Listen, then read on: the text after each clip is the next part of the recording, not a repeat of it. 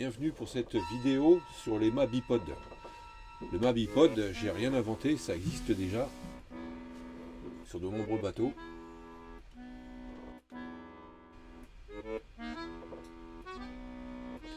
L'idée principale, c'est d'avoir la grand voile sur un enrouleur, comme le phoque, ce qui permet de supprimer les prises de riz lors de la montée de vent dans le mauvais temps.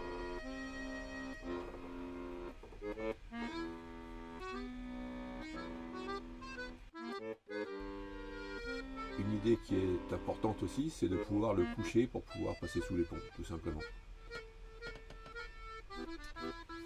Voilà le projet sur SolidWorks.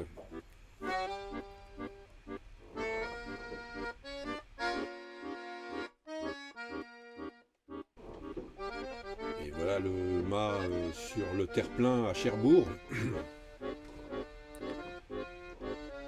Voilà vue d'ensemble. Les platines en alu qui vont permettre de le faire pivoter sur le pont du bateau.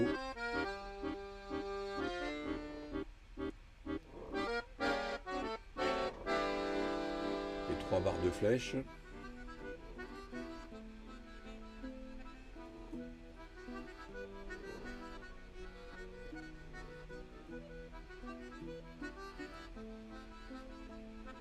Et l'emplacement de la tête de mât qui est quelque chose de très technique à résoudre. Mais avant d'en arriver là, il a bien fallu commencer à découper le polystyrène. Alors on voit Françoise qui est en train de découper des cylindres à l'aide d'un fil chaud à partir de parallélépipèdes. Il s'agit simplement de polystyrène extrudé qu'on trouve dans toutes les surfaces de bricolage.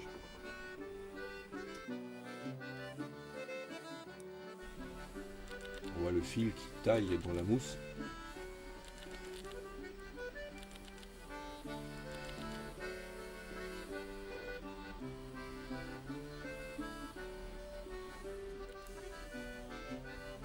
Voilà, un coin qui tombe. Le secret, c'est de tourner très lentement pour essayer d'avoir un cylindre le plus régulier possible.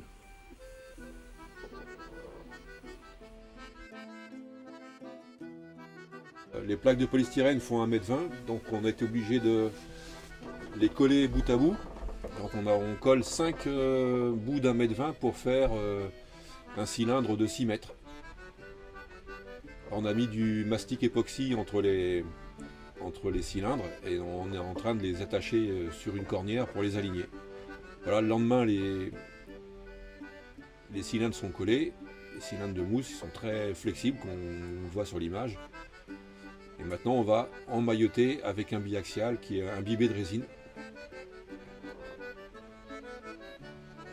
Donc on fait comme une cigarette, on roule notre propre cylindre.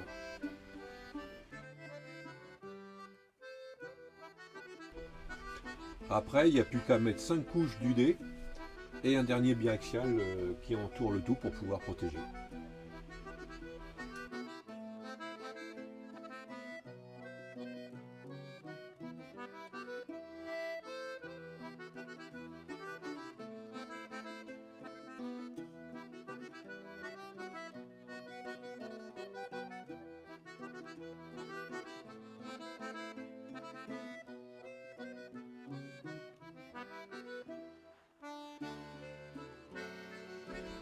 On bâche pour la nuit pour que la résine puisse prendre sans prendre la rosée du matin.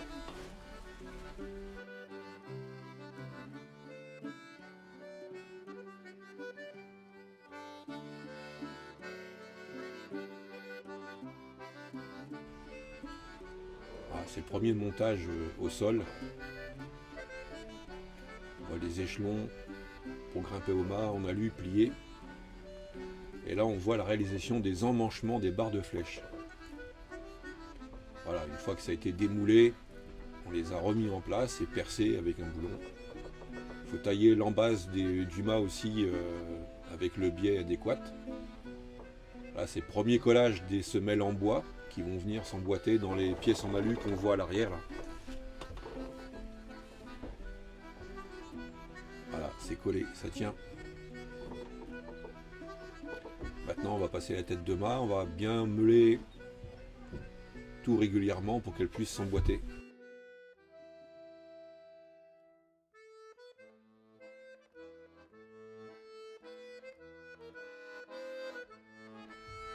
La tête de mât est en inox de 3 mm avec des soudures Armon.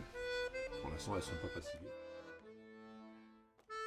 Et voilà le jour du montage du mât. Heureusement que Franck et Dominique sont venus nous donner un coup de main, sinon on s'en serait pas sorti.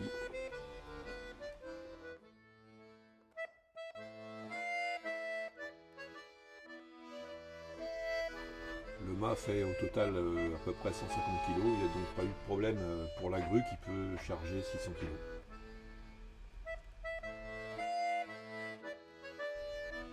Les sabots s'emboîtent parfaitement, il n'y a aucun problème. Là, on est en train de poser les deux étais à l'avant, les étais provisoires. Heureusement que Franck n'a pas le vertige, il est monté pour pouvoir enlever les drisses qui servaient au levage du mât.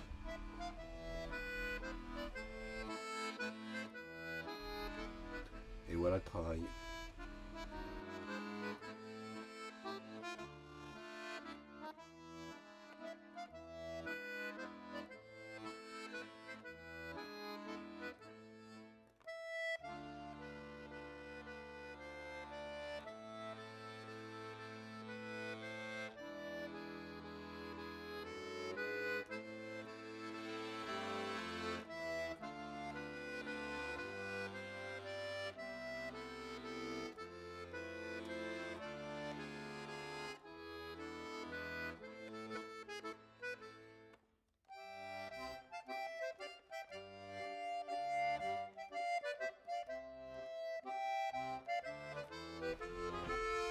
Les échelons vous tendent les bras, s'il y en a que ça tente.